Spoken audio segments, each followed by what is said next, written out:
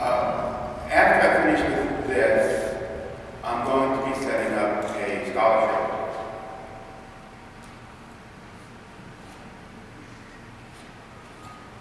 You like her? And why Queen's College? Because she always appreciated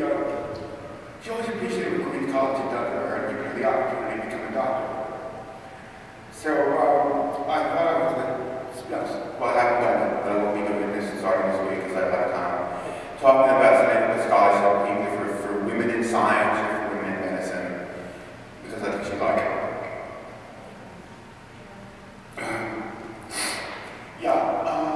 You all knew Jill. She was a lovely person. She was always so proud of being a doctor, being able to help people. And she always had a good sense of herself and a sense of the people she worked with. And she always cared for her patients. And she always tried to help them. And it was very nice. We did a lot of stuff. We traveled a lot, helping me. But we cleaned up an enormous amount of garbage at the time we were together. Every week for 25 years, we went out cleaning up garbage in the neighborhood. And I'm not going to say much like this to other people. But, one thing about Joe, and I think what he said there, is that he said she made a better person than him. And I felt the same way. That she had made a better person than me. And I think a lot of people who knew her felt that about her. She was always honest and the most honest person I've ever known. Not that she was always easy, but she was always honest. And you never can get angry at her attitude about me because she really was wonderful. There's not too much to say. I met Jill, we had our first date December 7th, 1978. So I thought it was kind of interesting. We used to date. She was still married, but separated. I used to have to drop her off a block or two from the house so her ex-husband wouldn't see me going out. I thought it was a little strange. And finally, after a number of years of going together and saying we were going to get married, I told Jill's mother. And she said, well, why are we doing a good thing? But we did it anyway. And then so I guess it worked out okay. Yeah, she had a good life. It wasn't perfect. Everyone has money problems, but we did a lot. We traveled a lot, had a lot of friends, and I don't think she had many regrets about what she did either. So I think all in all, can't really complain or say, oh, we got a bad break. We didn't get a bad break. We had a good break. We had a good life here. And we're together 36 years. And I think that's a pretty good run. So, that's about all I'm going to say. Now, I'm going to have a couple other speakers speak about Jill and her life, whatever. The first one is your brother. Thank you. Well, greetings and best wishes to you all, and a very warm welcome to everyone. And I know some people had to leave early, but the family really appreciates you being here. I won't keep you long. I won't tell you how many pages I have, but I won't keep you long. But I wanted to share some recollections and memories of Jillian Ward. She was a little bit like a crystal, a diamond with lots of facets. And she had many, many different interests and many aspects to her. I'm not sure I know them all, but I know a few. And I'm just going to speak about 5 of them briefly. One is grit and courage and perseverance. Another is caring physician. Another is love of family and storyteller par excellence. And then love of environment, which Gary touched upon, and also a creative culture, which I hope you had a chance to see Jill's quilts hanging downstairs. Let's start with the grit and courage and perseverance. Jill exhibited these characteristics in a major way, and in my view, I think the role model here, and maybe the DNA would prove that out, was our mother, Edna. Consider this. My mom, Edna, married her love in 1929. 1929 was the year of when the Great Depression started. She gave birth to Fred, who had to leave because he was getting a ride home. He lives in New Jersey. She gave birth to Fred in 1930, and he is still practicing medicine today. He is working 2 days a week at a hospital in New Jersey, and he said he likes teaching those residents a thing or two. In 1935, Mom's husband, his name was also Raymond Cushmore, he developed an ear infection. Today, it would have been treatable by a simple course of antibiotics, but they didn't exist then. And within a few weeks, he died. About a month or so later, the father, who had diabetes, also died. So here was Mom with a 5-year-old, and this is in the midst of the Great Depression, when there were no jobs. Unemployment was 25%. There was no Social Security, no WIC program, no insurance or safety nets of any kind. So Mom and Fred, her 5-year-old son, and her mother, Rose, moved in with Ann and Ernie, her sister and her sister's husband, in Ridgewood on 80th Avenue, not far from where she would live the rest of her life. And with hard work and using their wits and courage, they survived. 5 years later, my mother married my dad, Raymond Johnson, who was a teller at Dry Dock Savings Bank in New York, which has now been subsumed, I don't know how many times, by other banks. And they had 3 children, myself, my brother Roger, and Jill. So much for the family biography, but I think it sets the stage, at least from a grit and perseverance point of view, with regards to Jill. So let's fast forward to 1963. Jill had been a wonderful student, an honors student in high school, and she was in a junior high honors program. Now it's called, I think, advanced placement. And so she graduated from high school at the age of 16. She completed her first year, and then in the fall of that year, October, she had twins, Lisa and Mark.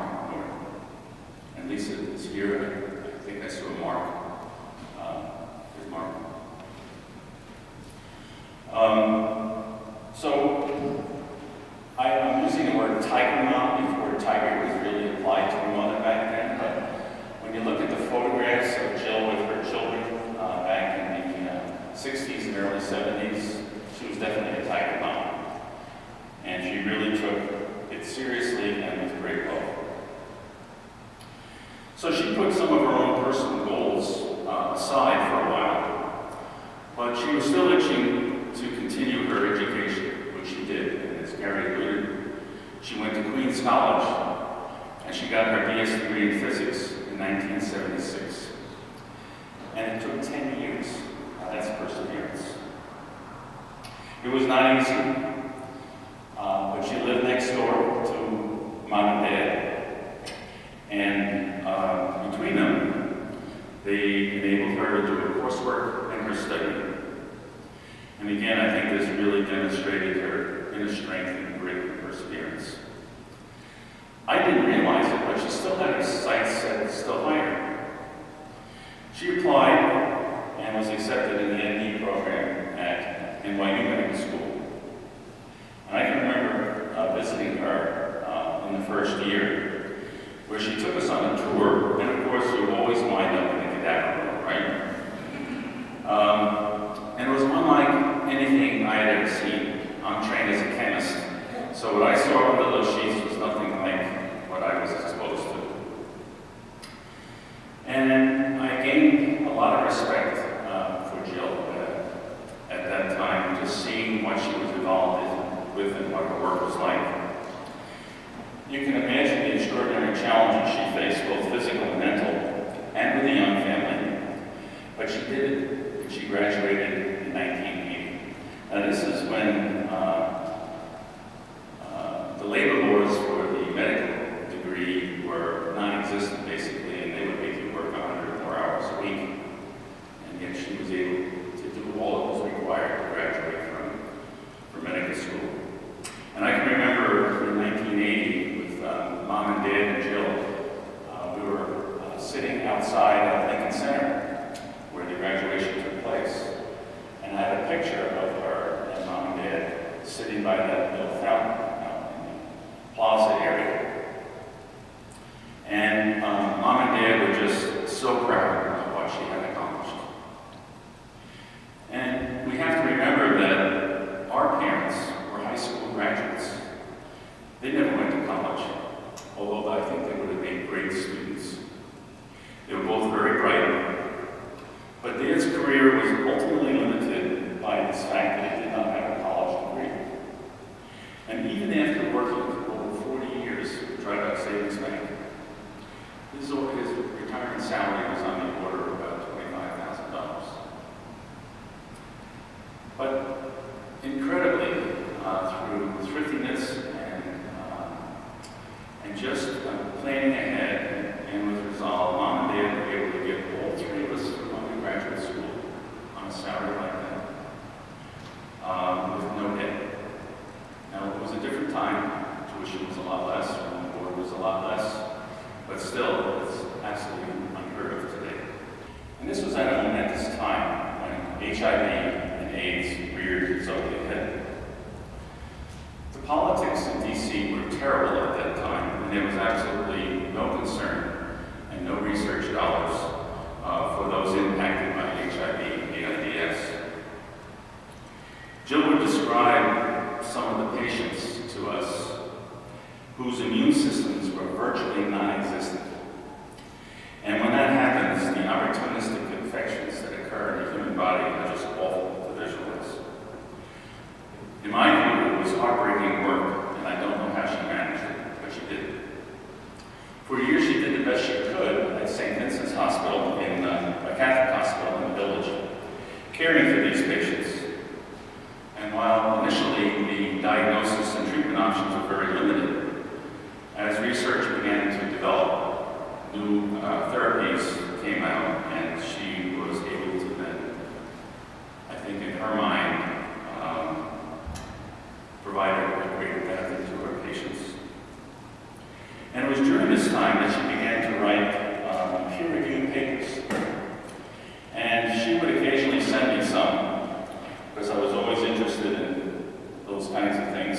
And then she published another paper in the International Journal of Infectious Diseases.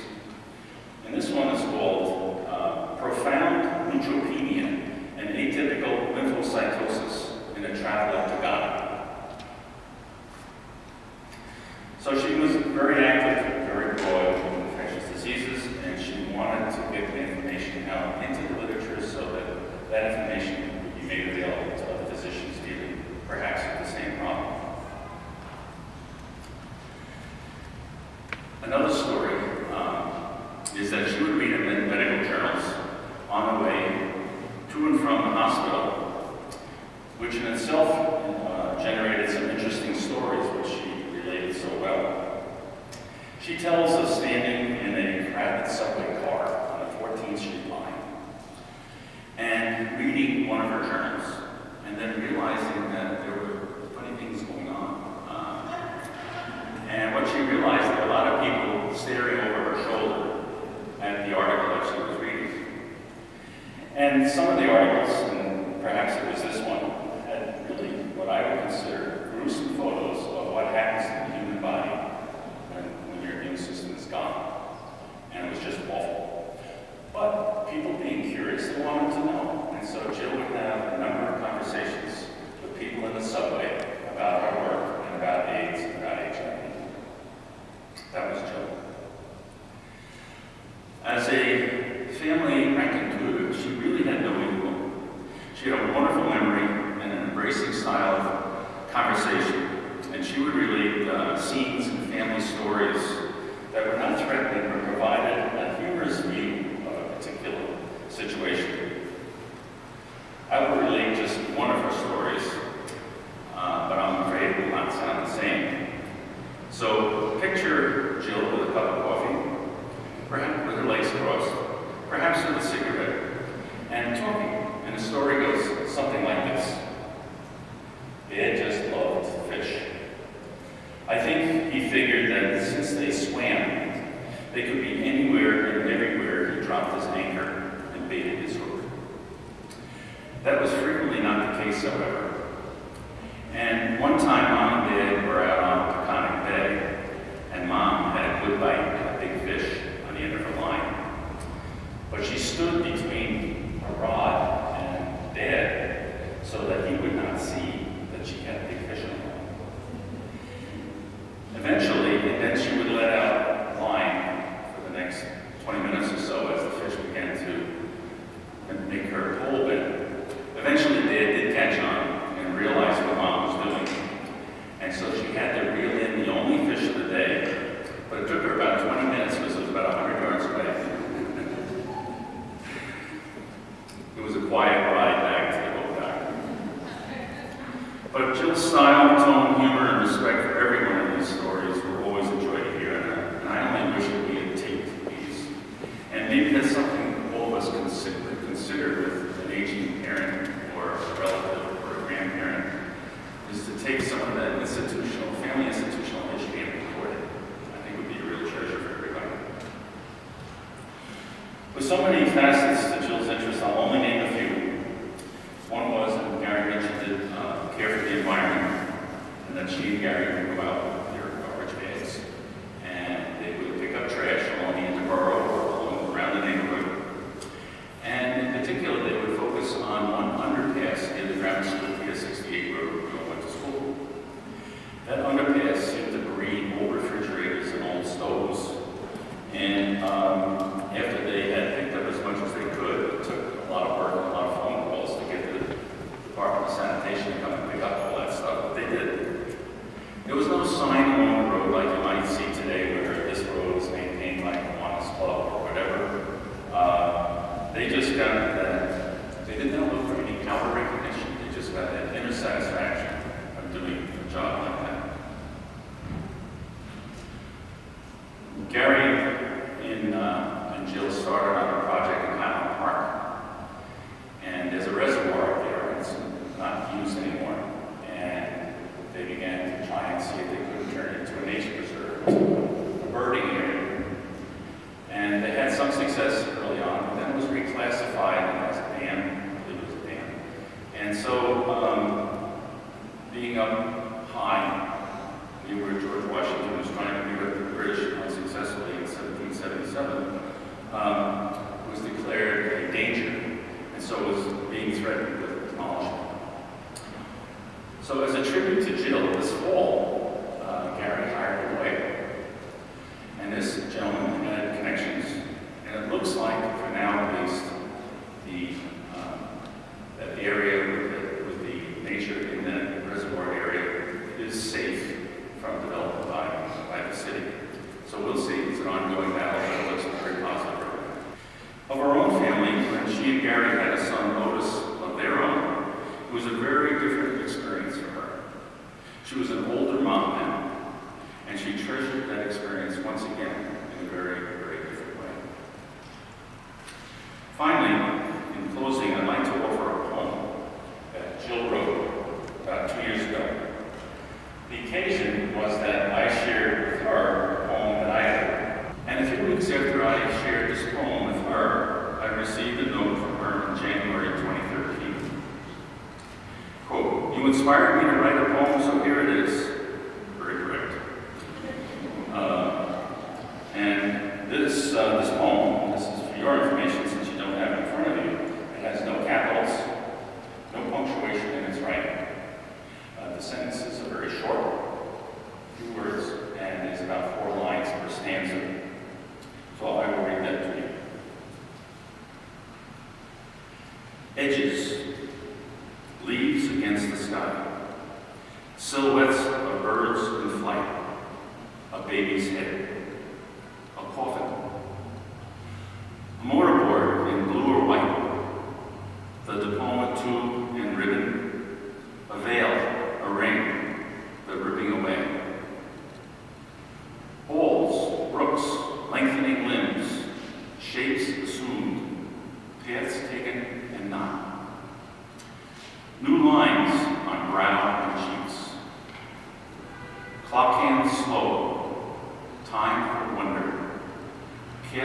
steps forward to the edge. And she ended it with, quote, "It was fun. Love, Joe." Well, following that, I'm just hoping I don't have a meltdown. That's my hope. But I did want to say a few things about Jill and I. My name's Judy Goodyear. I live in Baltimore now. Jill and I met at Hartford College in 1963. We were both freshmen, and as mentioned, she was 16. And I was going to say a holy terror, but I'll just say real popular with the guys. And maybe many of you knew her professionally. I guess I only knew her professionally when she diagnosed something I had over the phone and told me to go see a doctor, or I had some problem and would talk to her. But other than that, I guess I can say she was my, as the kids say today, my BFF. And I don't think kids realize when they say that you only get one. And she was my BFF forever. I knew her for 51 years. We were young and we would stay up all night talking about what our lives were going to be like and how Bruce kissed and all kinds of cool stuff like that. I nearly flunked out, but she got fabulous grades, needless to say, because she was so damn smart. After she left, my grades got a little better, but I wasn't having such a good time without her, I have to say. We shared life events together. I was her maid of honor. She was my maid of honor. We shared births. We shared tiny little things like, I think we were young and not exactly the best housekeepers in the world. And she had waxy buildup on her floor in the first house, and we spent an entire day chipping it off with little knives because we didn't know there was such a thing as wax remover. But we had a good time. We shared a love of a lot of things. We shared a lot of love of literature, especially contemporary literature. We used to pass books back and forth. We shared a love of gardening, and we were both weird in that we loved to weed. Don't ask me why. It was sort of satisfying somehow when we weed each other's gardens. She loved polka dots. Therefore, I'm wearing polka dots socks. If anybody noticed, I look a little strange and not very formal with my polka dot socks. We shared a love of the wilderness. I learned to canoe when I moved back to Baltimore from San Francisco. They bore with me when I got in a canoe and I had never been before, so I sat in it facing the wrong way. She didn't even laugh at me when I sat the wrong way in the canoe, but patiently said, "This isn't how you canoe, you've got to get up and face the other direction." We also shared an annoyance and impatience with computers. We didn't text or anything. We wrote letters and we talked on the phone. She was a wonderful person, as probably everybody here knows about her. She was a kind person. She was smart. She had a lot of integrity. She wasn't a materialistic person. She loved pretty things, kind of, and her house was unusual. She collected folk art from places, but she wasn't a materialistic person. One time, just for fun, I said, you know, how people do, what would you do if you won the lottery? And I started saying, well, maybe get myself a new car, or I wanted to raise labradoodles. What would you do? And she said, I would start a hospice for AIDS patients. And I went, oh, I was going to say that. I meant that. I wasn't going to buy designer clothes or anything. I was going to start a hospice too. So she was incredibly wonderful. She was thoughtful. She had strong beliefs, but she wasn't a judgmental person. She was interested in other people, interested in just about everybody, no matter who they were, what their walk of life was. She was just wonderful like that. She had a great sense of humor. I was privileged to spend a week with her when she was dying, and what she kept saying to me is she knew I loved to swim and we were at the beach, and she said to me, aren't you going to go down to the beach and go swimming? And she said that to me a number of times, and I finally said to her, are you going swimming? And she laughed and sort of smiled because she knew she wasn't going swimming. And I said, then I'm not going swimming either. And she just looked at me. She was caring. She was caring about society in general. And as mentioned, she was cared about the environment. I guess I feel like if she left us any legacy, that maybe we could be kinder to the environment somehow. The other day I went to throw away some nasty-looking bread bags that had crumbs in them, and I went, damn it. I took them out of the sink and I washed them out, and I was going to use them again because I thought of her. And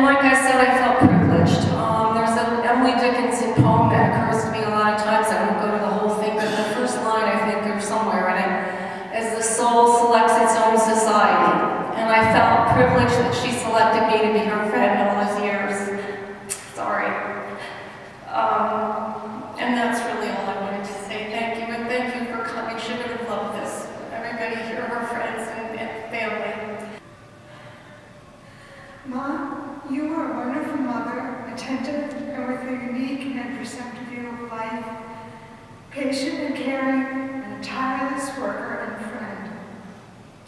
I'd like to thank you for the gift of your life and for the gift for your love for me. You instilled in me meaning and purpose. Your presence in my life was my chief pleasure. I remember you whenever I sweep the steps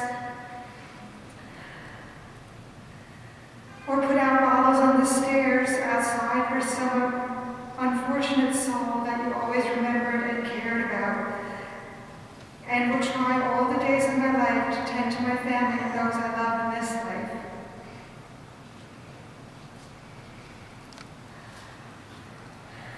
We did the same all the time, this kind of thing.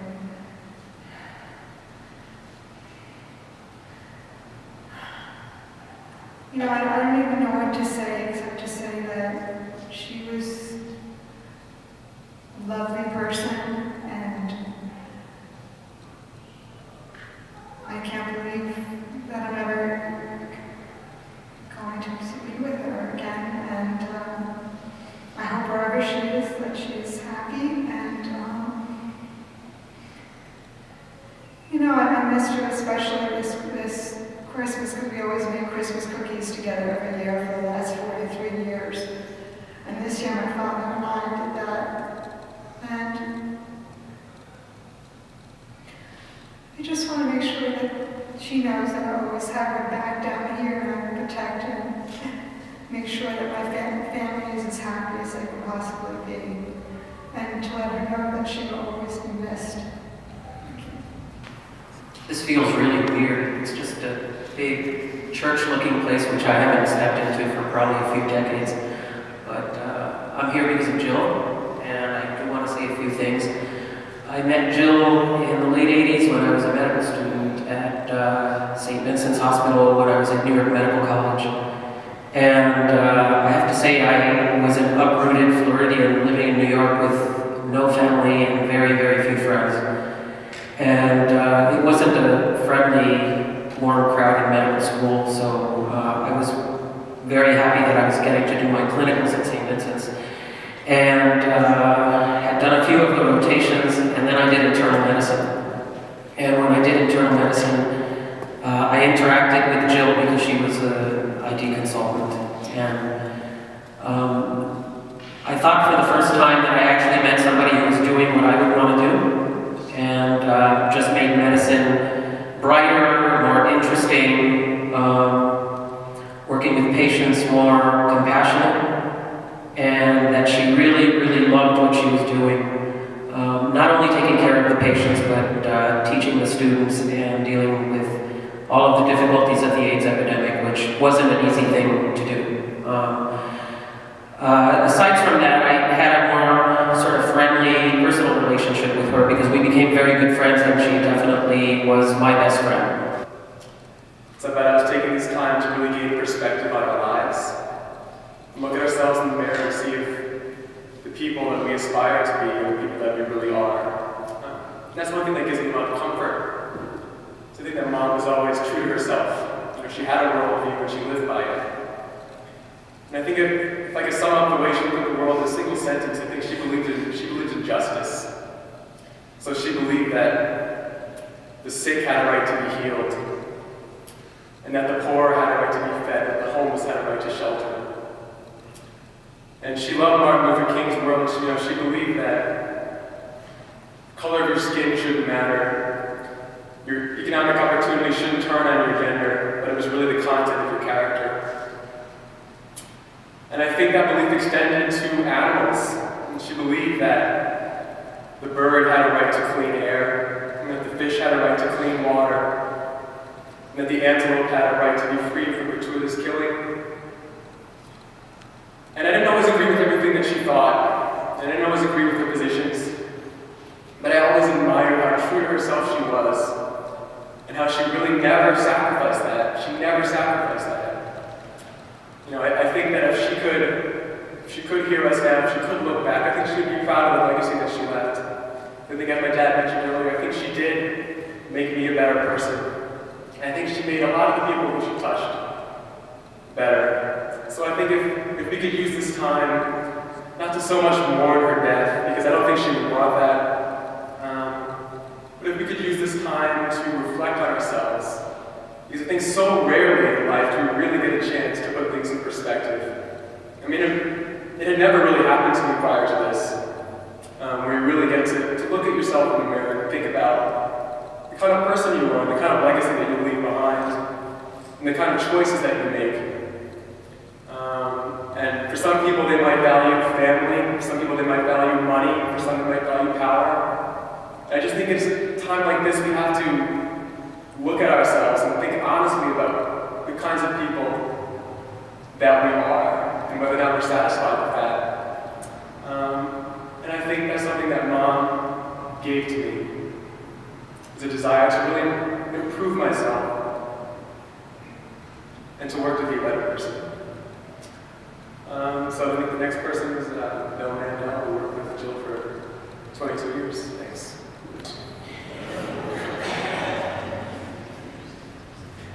So I'll do the best I can remembering what I wrote.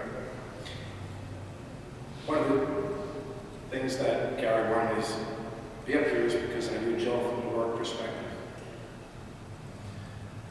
We spent 22 years together, and then they had a few more years after that, after St. Vincent's closed. There's a truth in life that you don't get to choose your family. And you can say the same thing about coworkers. You don't get to choose them either. But fortunately for me, and some of the people out here in this room, we had Jill. If I had the opportunity to choose a coworker with all the qualities that encompassed a person that I would want to share my day with and share my space with, it would have been Jill. I don't remember her grumbling. I don't remember her whining. I don't remember her moody. She wasn't antagonistic. I just remember her friendly.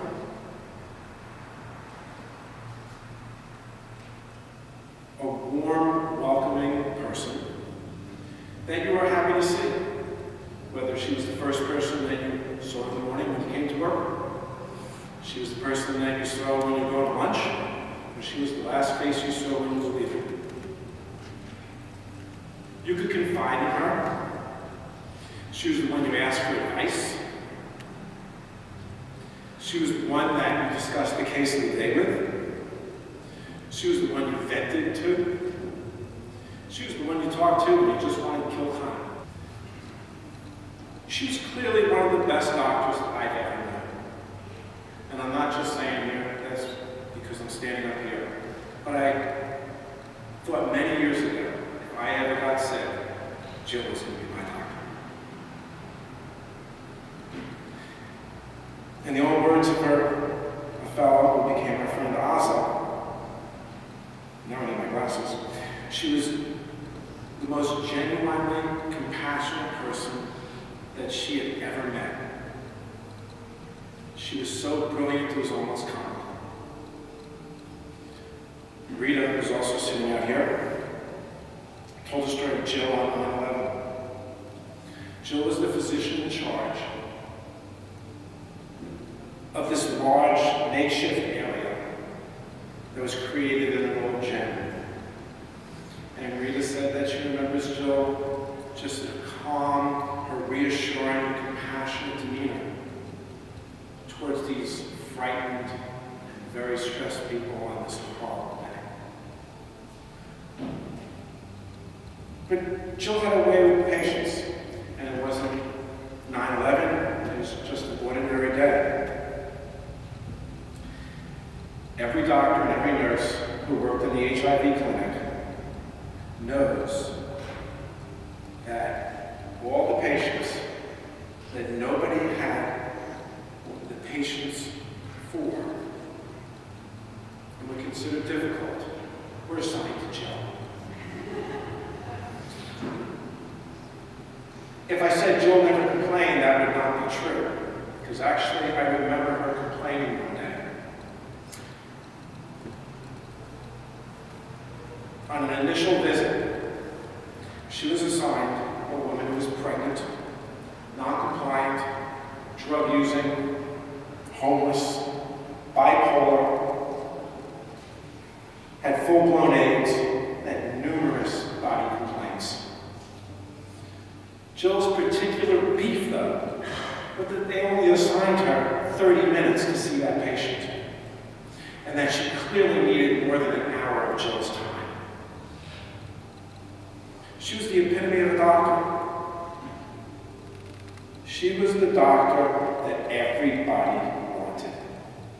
When you go to a doctor, you want your doctor to be just like Jill. Every one of us who graduates medical school recites a revised version of the Hippocratic Oath. I looked that up, and the oath states that you will take care that your patients don't suffer and don't have anything damage done to them, and that you will comport yourself and use your knowledge in a godly manner, and that all patient visits are for the convenience and advantage of the patient.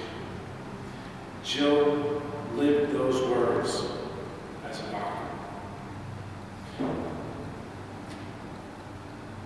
She was an incredible teacher to the medical students, to the residents, to the interns, to the fellows. She was loved. We had this 6-headed microscope in our infectious disease section office. And Jill had this collection of slides. And she would take these slides out, and she would have the junior doctors and students gather around, and everybody would take their eyes and look in the scope heads. And Jill would describe what they were seeing as if it was a work of art. And the rest of us, who've looked at tons of microbiological slides over our careers, would be walking by, going to our own office, and now sitting down, putting our heads into that microscope just to listen to Jill show. Her knowledge was endless. Her capacity to recite the literature was infinite. We'd have a weekly journal club, and she would recite literature from years ago as if she just read it yesterday. Occasionally, and myself included, we would present an article that we thought was never discussed at journal club, only to be reminded by Jill that this was presented 6 months or a year ago. But she would say, let's do it anyway. And she was able to glean something new and something exciting out of it, as if it had never been presented before, even though it was being presented as a repeat.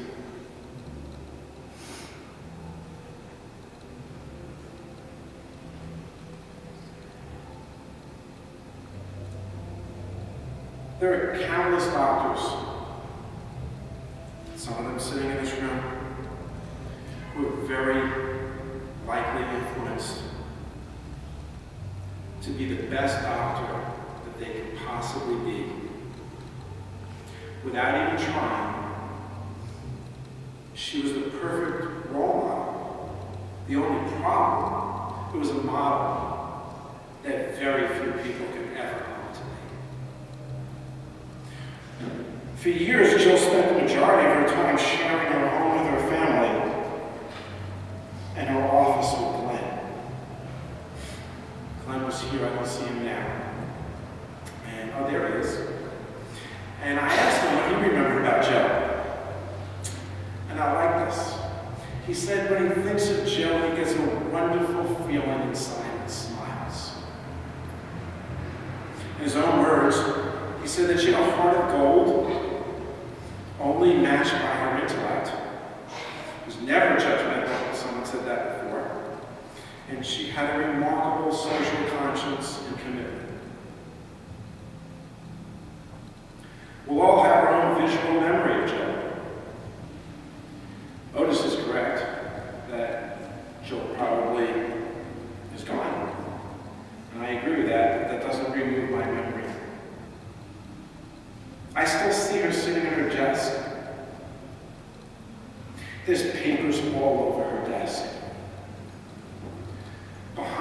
these file cabinets.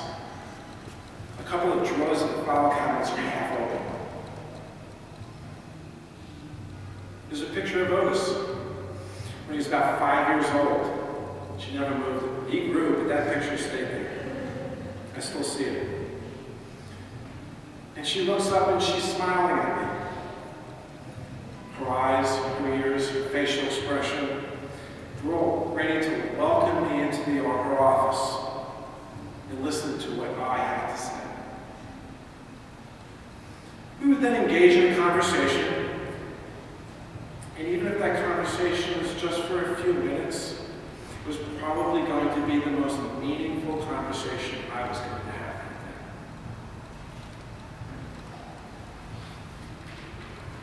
For those of us who work with Joe, we'll always feel that it was a privilege to know and work with her. And we'll never forget her. And I speak for many, many, many people as I stand up here. She's just a wonderful co-worker. Everybody should have a co-worker like Joe. I want to say a couple more words that anyone else would like to speak, you're welcome to speak. Everyone speaking made me remember a couple of incidents about Jill's adoption, what she did. We used to go to the Nick games where Nick season to go to 30 years, we'd go a lot. And there wasn't a game we'd come out of where there wouldn't be someone begging for money until Wellington. That's one of my patients. Occasionally she'd say hello, but usually not just wants coffee. And then there was this other day, the people who said she always cleaned up garbage as she went around. And one day, she came home from the subway with this puzzled look on her face. I said, what happened? She said, I was just robbed. Somebody came by with this bag out of my hand. I said, what was it? She said, well, I just saw this, just throw out, clean up the dog poop and put it in the bag and throw it in the street. I just picked one up. And this guy came riding on the bike and ripped it out of my hand and put it away. So, it's good.